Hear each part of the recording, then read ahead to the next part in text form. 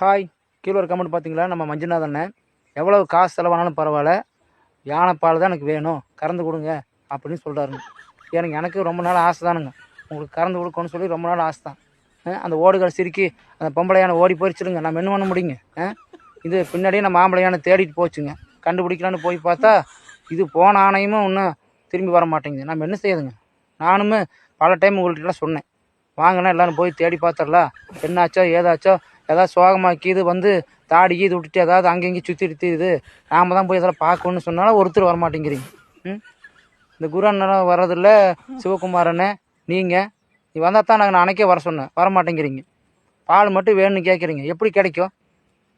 சோகமாக சுற்றிட்டு தீதி பாருங்கள், தாடி விட்டுட்டு சுற்றி தீதி மறுத்துட்டு காட்டுக்குள்ளே நான் போய் கண்டுபிடிச்சி ஒரு களை எங்கேயுது பண்ணி வச்சா தானே அப்புறம் எதுவும் நம்மளுக்கு கிடைக்கும்.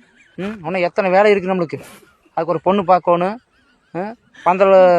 பந்தலுக்கு மண்டபத்துக்கு சொல்லணும், பத்திரிக்கை அடிக்கணும், சொந்த பந்தத்துக்கெல்லாம் சொல்லணும், இன்னும் எத்தனை வேலை இருக்குதுங்கண்ணா.